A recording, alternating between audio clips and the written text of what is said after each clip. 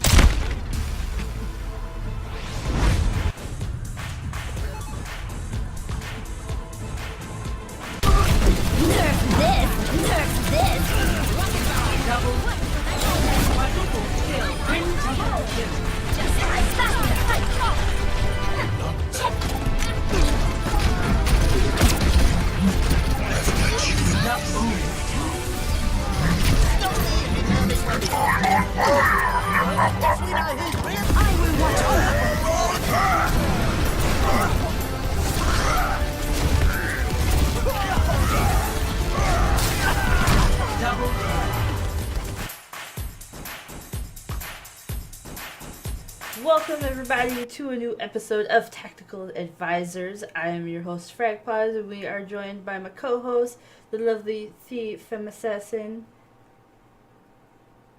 I got the fucking side wrong again. Damn it, one of these days. Thee's over there.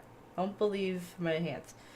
And then the lovely Retro, who's already over my shenanigans, and we just started filming. So we are going to be doing a little mini-series, if you will, during the off-season here, covering all of the teams, kind of taking a look back at Season 1 and what we're looking forward to in Season 2. So we just decided that we're going to start from the bottom and work our way up. So this leaves us, unfortunately, with starting with Shanghai. Poor Shanghai. I'm buying the Shanghai shirt. I just want to put that out there. I feel like the whole world is rooting for Shanghai coming into Season 2. Like, nobody is going to have a higher fan base than them.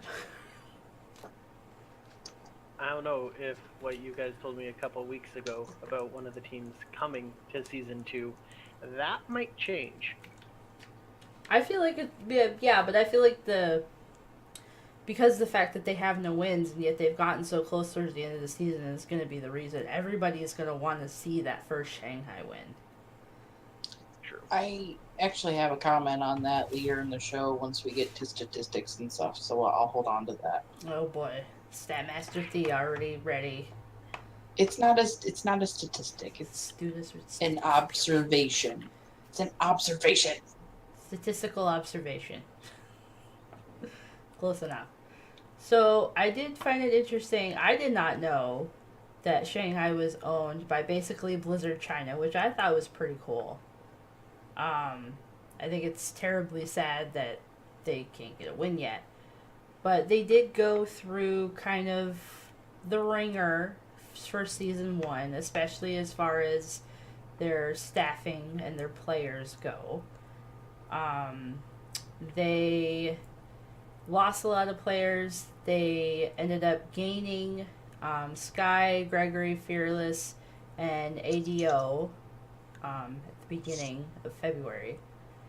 But then they lost their head coach, and they got a new head coach. Kong took over.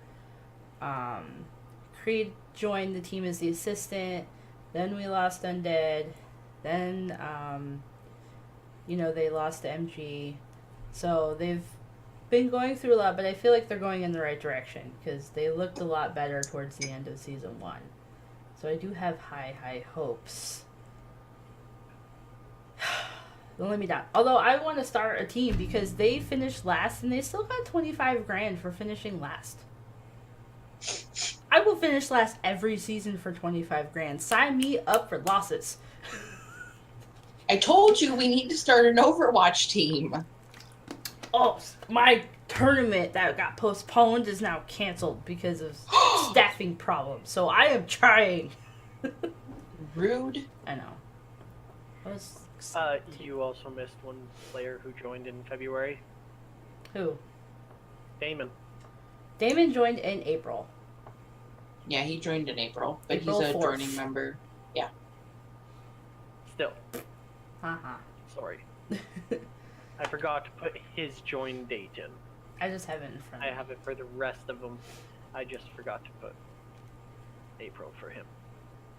So, I mean, they went through a lot of changes, which if you're a failing team, that's kind of expected to go through a lot of changes, because obviously what you're starting with, if that's not working, you have to try and switch it up. I wish they would do that in the actual games. But, well, the games. Yeah. So, in case anybody is not aware, Shanghai, they have the longest running loss streak in any professional sports Any? ever. Any professional sports. Even like ever. the Cleveland Browns and stuff? Good God. Okay, but they might have a losing season record, but they don't have consecutive losses record. That's terrible. Shanghai's sitting at 40. Yeah. That's oof. I'm buying a Shanghai shirt and wearing it for the first day of their first match. We have to power them to a W. They have to get over this hump. Did you guys happen to... Go ahead. I'm impressed at that. They sucked worse than the Toronto Maple Leafs. That's impossible. And I'm a Leafs fan. You lost me there. I'm not Canadian, so I don't know what you're talking about. Toronto's hockey team. I know. Do either of you have their map record at hand, by the way? I have their map record for the entire season. I have every single game they played and what the final scores were against what teams. Nope. Are you going to throw a number out of how many times they got 4-0'd? No. Because it's a large number. No, it's... Okay, so maps are not a guarantee standard. Because some maps can go to 5, others cannot. So the map record is not really a standard to go off of. But what I found fascinating is they play a minimum of 4 maps in a game, right? Uh-huh. Shanghai won a whole 21 maps. So they didn't even win a map every other game. So I went and did the math average real quick while you were doing that. Out of the 40 games they played, 22 of them they got 4-0'd. 20. Yep. That's over half. In case if anybody doesn't understand math. That's terrible. That's bad. That's awful. They had 141 map losses and 2 ties. Yeah. So, with that being said, given the teams that are currently in the league, because we know that there are rumors of other teams, won't go into that right now, but other teams will be coming into Season 2. But given the teams that we have now, who do you think that they have the best chance to beat to get that first win? You're going to think I'm going to say this just to troll you, Frag, but honestly, with the fact... Don't you do it. No. Don't you? Dallas. No. I'm sorry. No, why? Why Dallas? Give me a good reason. Looking at the stats for Season 1, unless you're not looking at that, give me a good reason why you feel my boys in blue are going to go down to the Dragons. Thing 1, I'm not looking at the stats. Give me 1 second. I will bring that up. That's an easy thing for me. I'm But waiting for arguments. just the way Dallas played throughout the entire season, it's just they have the biggest upset potential against specifically Dallas in my eyes. Just the way the teams played and all that. Yes, a lot of people will say Florida because they were 11th, but I just My think answer Dallas actually has- was not going to be Florida. I just think Dallas has the biggest chance to get upset by them. Still hate you for that answer, but I will accept. My answer actually was going to be Dallas has statistically wise, if you look at season 1 and the map count anyway, Dallas is actually not a bad pick. They're not, as much as I hate to say that, stats wise. But my pick was actually going to be the Fusion. Now, it's hard for me to stick with that now after seeing how they played in the playoffs. But the Fusion and the Mayhem are the two teams that they came closest to beating, besides that one game that was really sketchy, but that was against Dallas. I agree with that. But statistic-wise, I think that Mayhem or Fusion, I feel like it would be Fusion. Now, I'm not so sure, but I don't think it's going to be Dallas. Can you take that back?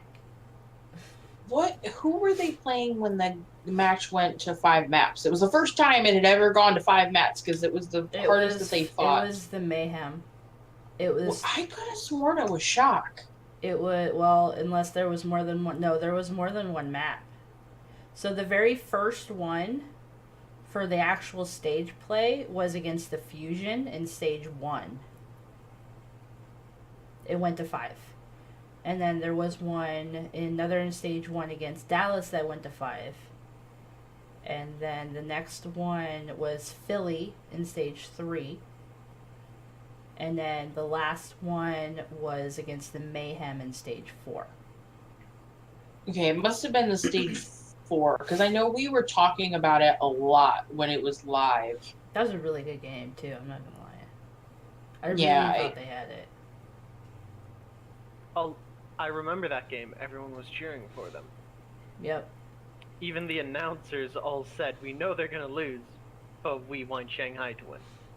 Yep. I feel like the viewing stats for their games, at least until they get that first win, are going to be much higher for Season 2. Because, like I said, every actual Overwatch League fan wants to witness that first win.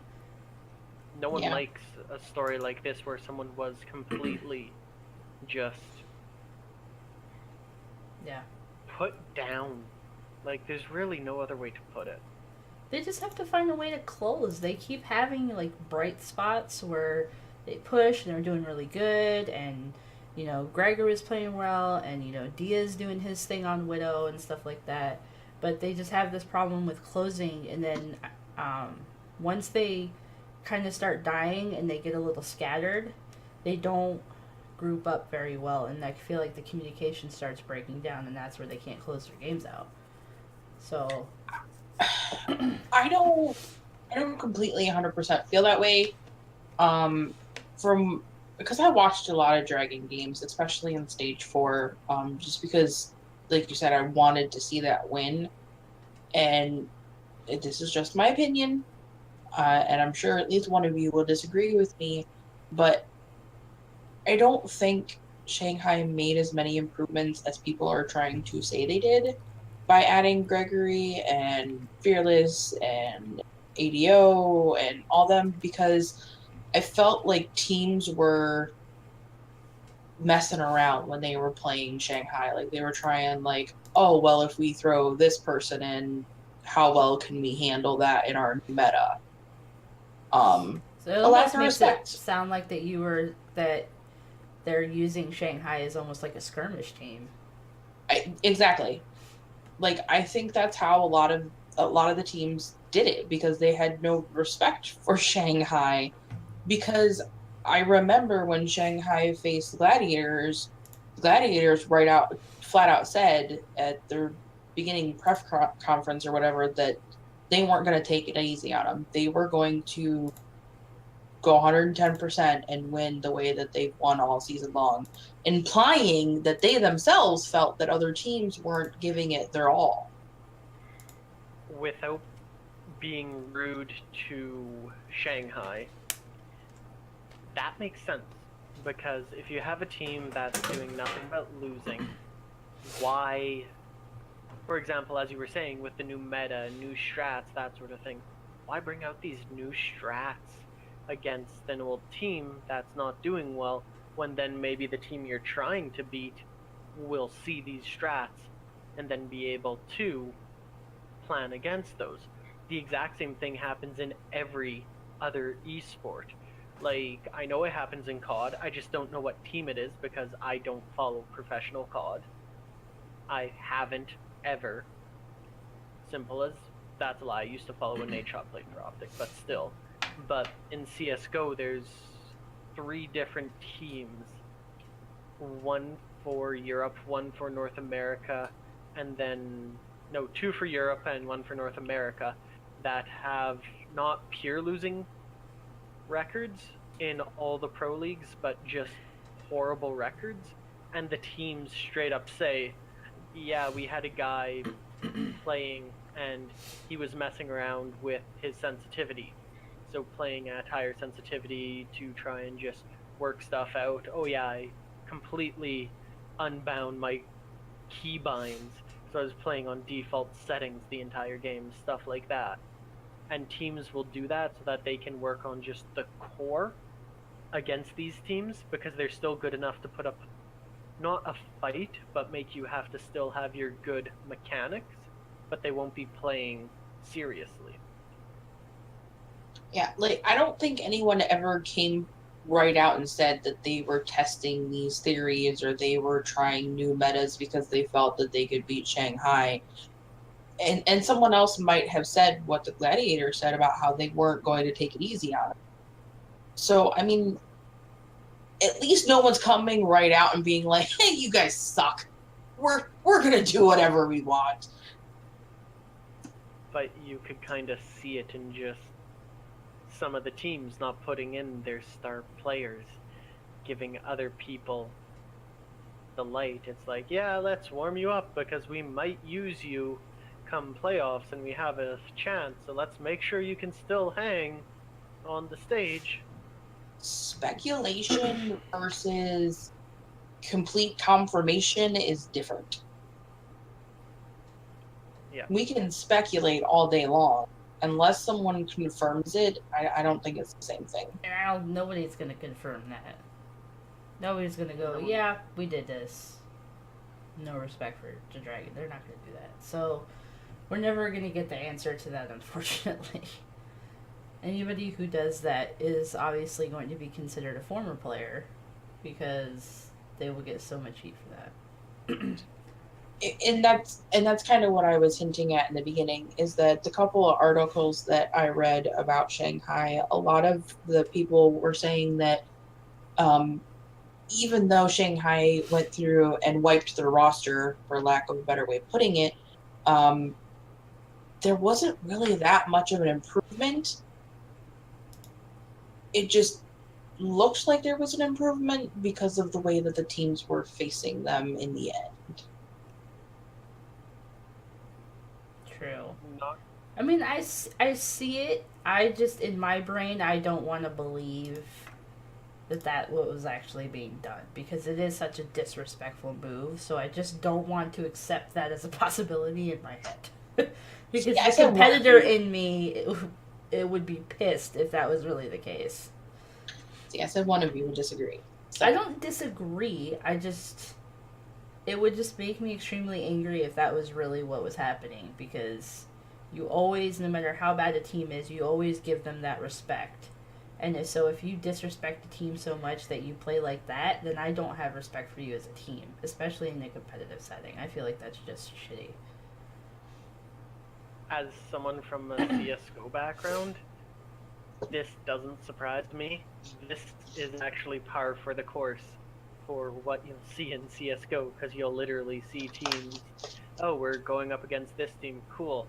We have max buy money so we can get whatever we want. Let's use Glocks only.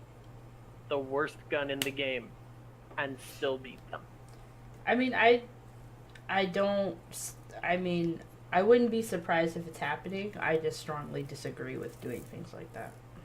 But I'm honestly surprised we didn't see a 6 medic versus them one time. Never know. So. Moving on. Oh, hey, you're supposed to tell me something, T.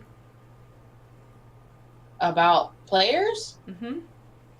Okay, so you want to do former players first, or you want to do active roster? I want to know why Undead left. Okay, so the former members of Shanghai Dragons are Undead and MG. Yeah, MG. Mm-hmm. And Undead left first. He was one of their main DPS players. Mm-hmm. He left in March. Yep. He, unless I read my information wrong, he is playing for a contenders team right now. I have no idea. Esports. Thank you. Yep. So, Undead left after the 4-man overhaul that happened on February 14th, Valentine's Day. The rumor that he left, the reason why he left, was a very personal reason, and it has never been confirmed, but it has been highly suspected that he left because he got caught cheating on his girlfriends. Yes, plural. Cheating on girlfriends. If you have multiple girlfriends, then how do you cheat on them? Isn't after you extend it to an S, isn't that considered cheating? Not necessarily. There's all kinds of new relationship types around here, and he could have just been in a new relationship where he had 2 girlfriends and the 2 of them didn't know about a third or a fourth. What crazy woman is like, cool, you can date somebody else? I can't wrap my brain around that. Frag, you're also about. I'm gonna age you here, so I'm not gonna say it. But yeah, go ahead, more buddy. than half a decade older than the people he was probably dating. Still, that really would. Granted, it's not confirmed, but if that's really the reason he left, Undead, what the fuck is wrong with you, homie? You have girls that are willing to be with you all together, and you have to still branch out? Like, how many do you need? You could have had a piece of 25 grand, but no. That is so dumb if that's really the reason that he left. Like, I'm genuinely mad at you, Undead. Like, right now, I'm speaking to you. I'm pissed at you. And as I said, the reason why I said he was kicked was a joke. Now I understand your comment, however. Now I get it. Yeah. Nah. So, but then MG, I believe, just retired. He was just done with professional gaming. He doesn't play for anybody, so. I don't even think he plays for a different sport either. I think he's just done. He's probably just done. I saw something that he went back to college or something like that, I thought. Which, I might be wrong. If I am. But he left like way at the end of the season. He didn't leave until September 5th. So. He left June. No, I'm sorry. June 5th. I have 9 in here for some reason, and I don't know why. You're right. It's just a 6 upside down. Yeah, because it's not even September yet. Yay! That's right too. He's leaving. We are fortune tellers. He's leaving sometime in the future next month. You promised not to out me. You heard it here first. God. You heard it here first. Entire roster gone. See, that's another thing. How many people are they gonna wipe out during the off season? Because who is really gonna want to come to this team? I can't imagine, unless somebody's really got that big of an ego, that they're gonna turn this whole team around by themselves. But they wouldn't be by themselves. I know one tank player who probably has that big of an ego.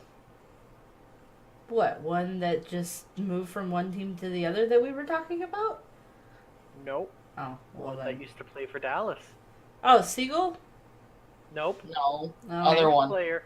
Oh, God. Yeah, Siegel's not tank, honey. He has played Roadhog. So, there. That would be Flex. Tank. One of the main tanks for Team Canada. Oh, you lost me there. Anything Canadian, I don't know. XQC. Thank you. That guy. I don't want to. It's like she blocks him from her memory. I can't stand him. So yes, I do. I'm sorry. I just don't like him. Even if he did, go ahead. I could see him having that big of an ego to think that.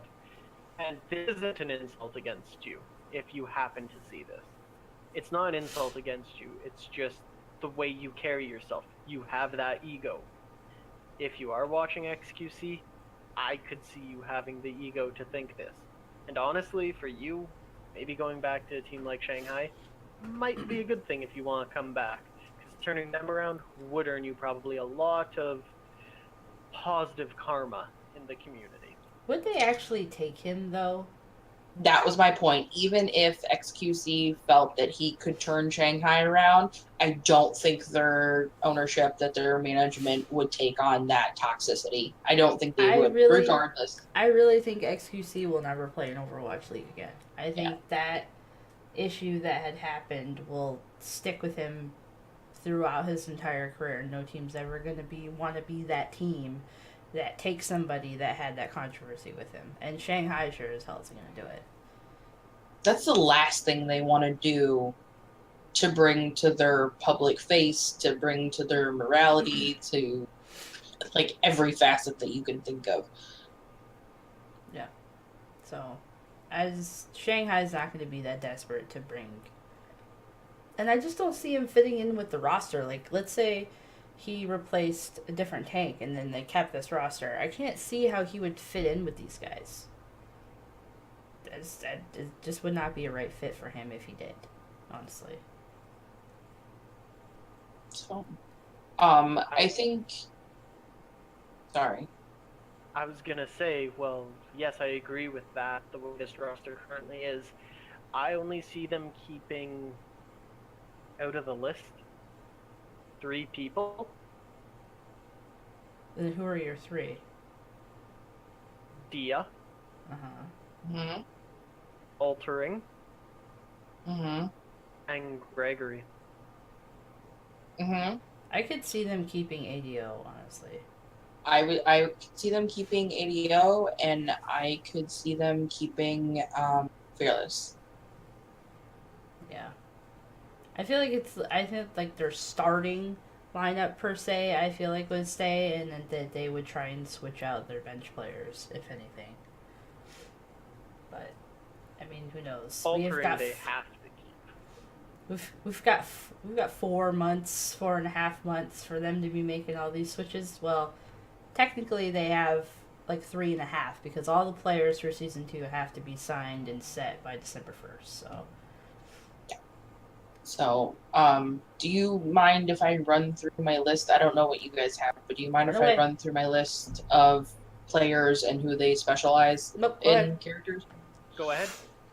Okay, so our tanks for Shanghai are Gregory, Roshan, Fearless, and Zushu? I don't know how to say his freaking name. I'm sorry. XUSHU.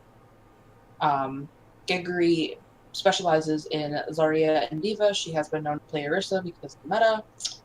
Roshan plays Winston and Reinhardt. Fearless is also Winston Reinhardt, and he has thrown Roadhog into the mix. And then, the person I don't know what to say, has run Winston in scrims and has flexed to Pharah when needed. DPS players are ADO, Damien, and Dia. ADO specializes in Genji and Tracer. Damien has no specialized characters. He's kind of all over the map. And then Dia is McCree, Tracer, Doomfist in special occasions, and he has also been known to swap to Widow when needed. So Dia's... I can't see why they would get rid of Dia with that many... Dia has very, very high potential. Just the people around him need to get a little bit better. But Dia is very good. You might also need to be slid into a different role, maybe. And no, I don't mean support, but maybe focus more on like McCree, Widowmaker, something like that. Yeah. So. He's a good McCree. I've watched his McCree play. He's not a bad McCree.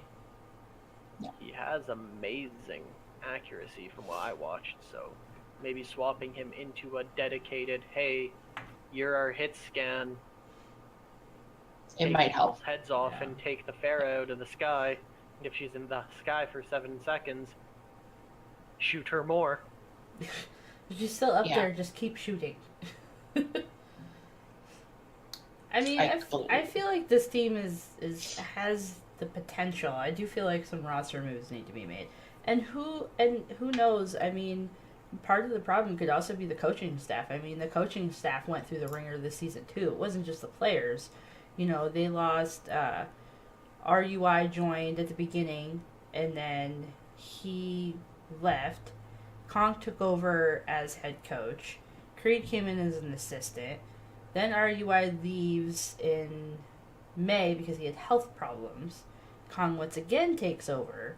So even not just their roster, but their coaching staff is kind of all over the place too. So like the whole team is kind of in shambles this entire season because they're just trying to figure out something that fits. So I don't know. It's going to be interesting to see where they go, but I'm definitely going to be like Shanghai's #1 fan, at least at the beginning of the season, unless they play my fuel, then not so much. But I don't want to be that first team. Nobody wants to be that first team that loses to Shanghai, unfortunately. So everybody wants to see it, but as long as it's not their team. So we'll see. Now, we cut you off before you finish going through the specialties of the players. What are the supports and their specialties? Okay, so supports are Free Feel, Five King, Altering, and Sky. Free Feel really only plays Ana. I think he's played a couple other ones, but he always defaults back to Ana. Five King is Lucio. Again, I've seen him play a couple, but he always defaults back to Lucio. Altering is both Mercy and Lucio. I think he uses him interchangeably. And then Sky is Ana and Zenyatta. And he is actually labeled as a flex support. So, like, I think he would be more of your attack Zen as opposed to a healing Zen. So, sorry, go ahead. No problem. Altering also flexes to Moira quite often. If you actually look on the official Overwatch page, that's his second most statted on the actual Overwatch League thing or time played, I believe, would be Moira. Gotcha. I was going to their individual pages and like picking pieces out, so that might not have been updated. So No, I don't think Alterings was updated. So this was when I was doing my research anyways, so could have been updated afterwards. So you guys got different, or I could have done it after you. true. So I mean, I look forward to season 2. I'm hoping, you know, with new teams, I look forward to kind of seeing how the layout's gonna work with scheduling and stuff now. If they're gonna have more games on certain days or more days, or kind of what they're gonna do with that. So, but more teams equals more chances for Shanghai to get the first win. So, here's hoping. Also means higher chance that I won't be making fun of Dallas as much. Thank God. oh, I scrolled to the bottom of my page and I forgot to tell you guys a stat that I had. Okay.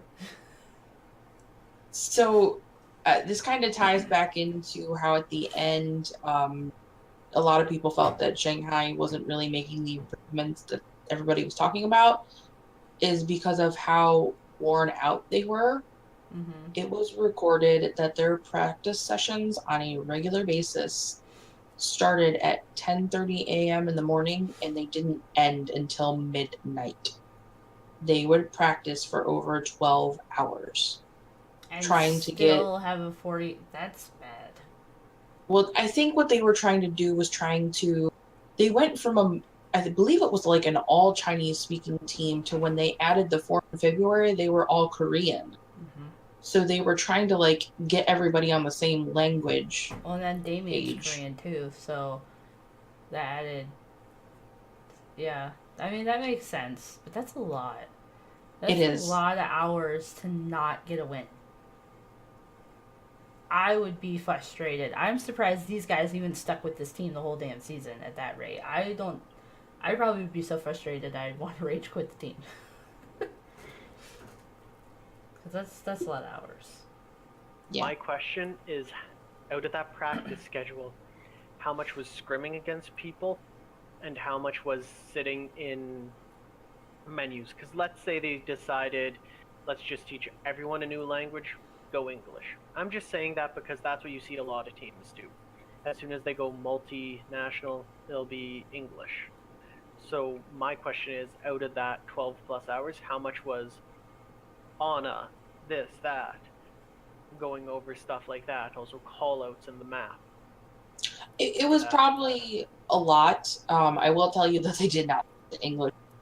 One of the coaches reported that they were forcing the Korean members to learn Chinese. So they were probably teaching them Chinese, which I believe we covered in a previous video, saying that Chinese and Korean are very easy to mix up certain words and can screw up a lot of things easily. Yep. So I don't know. We'll see. I look forward to seeing it. I'm pretty sure everybody else does too. They're going to be the little Cinderella team for season 2, even with all these new teams coming in. So I think that about wraps up for this one. We are doing a little bit of a shorter kind of show setup right now, at least while we're covering these teams. So the next team that we're doing, I believe, is what, Mayhem, if I remember correctly? yes, ma'am. Yes, Mayhem. Yeah, I remembered. I actually do have a question before we wrap it up. Now that we've all done research and we all have stats in front of us on this team, who was the player that their stats surprised you the most for?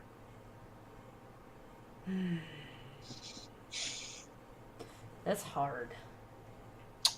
I think Dia, honestly, as much as I want to hype up Geggery because female, I think Dia did a lot more supporting of the team in the end than anybody else. I mean, I honestly would have to agree with that. Like I said, I feel like Dia is a very, very underrated DPS player in the league because of the team that he's playing on. I honestly feel like if he went to another team, he would have the spotlight a lot more.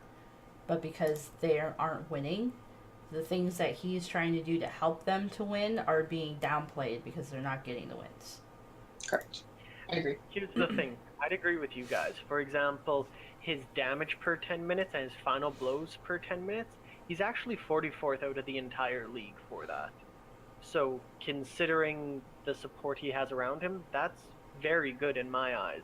There's only one person who has better stats than him for that, and that would be ADO, and his is for the final blows, which is only 43rd, and it's by 0.2. So that's pretty close. Final blow. Yeah, exactly. And okay, I'm sorry, his damage is quite a bit more. Well, not quite a bit more.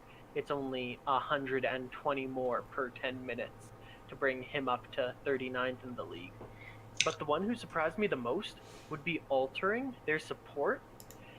He has the highest healing per 10 minutes out of the entire league at 11,574.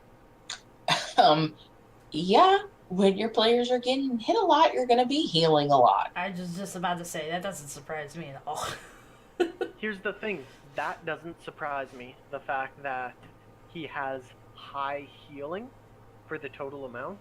What surprises me is that he's the top out of the entire league for supports. The other thing is Free Feel. He's 30th out of the entire league. 5 Kings is 17th. Like, when it comes to their supports, they're all, if I remember correctly, they're all top 50 in the league for just healing per 10 minutes when you look at that stat. And it's that, again, yes, when your people are getting hit non-stop, it makes sense, but it's just the fact that Altering was the best out of everyone. That just really surprised me, because I knew he was going to be up there, because he was their main support throughout the entire thing, and he also did go Mercy quite a bit, so huge healing potential there.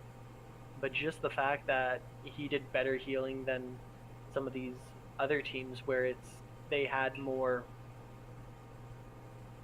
only had single support, so that one support was healing everyone. so it wasn't split up over 2 people, that sort of thing. Moral of the story, if Shanghai didn't have these supports, they'd be losing matches a lot faster. There'd be more than 22 4-0s. Exactly. A And as lot soon more. as you guys brought that up, I definitely wanted to bring this up. That's why I had said, now the go into the supports, because I wanted this to get out there.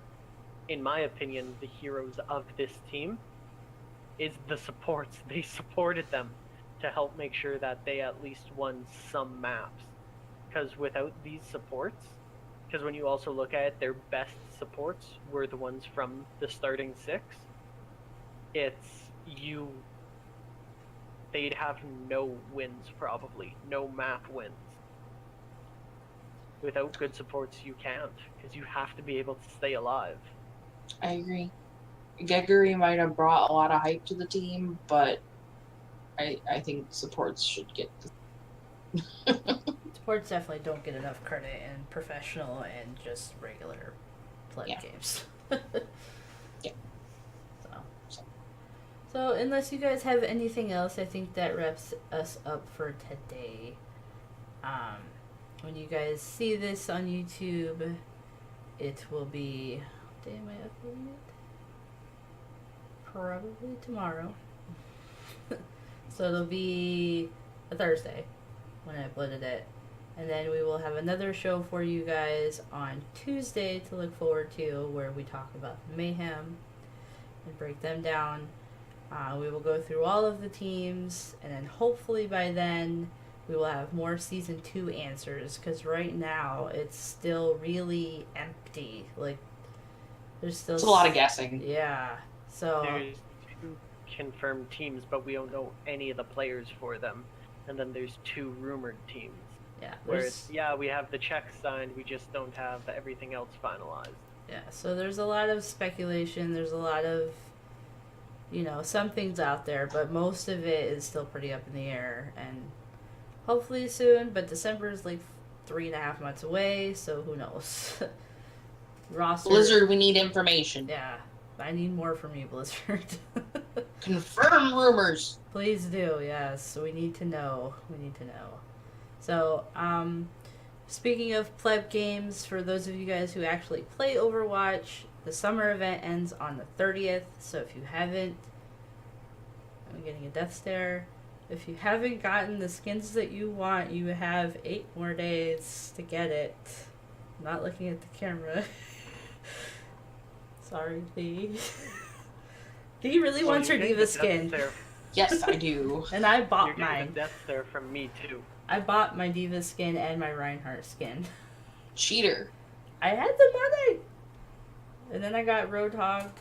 The only one I really want now is the Zenyatta one, but yeah. So you have... Sorry. And then the season ends, I believe, in 6 days for Overwatch comp, and then usually the new season starts like 2 days after that or something like that, so... we will be coming into the new season soon. So if you guys haven't gotten all that, make sure you hop on and you play and you get all that stuff before it's gone. We need to get the Diva skin. Otherwise, I'm not going to hear the end of it for a whole year. Yes. Everybody wish me luck on getting the wave round. Wish the luck. It's only 3,000 coins. Just buy some loot boxes. Yeah, I had over 7,000 when I bought mine too, so I was like, fuck it, I'm just gonna do it. So, that does wrap up the show for this week. We will see you guys again on Tuesday when we cover the Mayhem. This will be wonderful and fun, so make sure you guys throw us a little thumbs up and then hit the subscribe button that's on one of these directions. I don't know where it's gonna be. Oh, there's one. Somewhere on the damn screen, there's a button that says subscribe, and you should click it. And then also, if you guys want to know when we're uploading shows, because sometimes we do get a little sporadic, there is a little bell at the top of our page that you will get a notification as soon as we upload a new video. That way you don't have the guessing game. You will be the first to know right away. So, if you want to have those notifications, make sure you have that bell selected. So yeah, think that wraps everything up. And we will see you guys on Tuesday. Hope you guys have a wonderful, wonderful rest of your week and the weekend. And we will see you soon. And don't be like me and frag and work too much.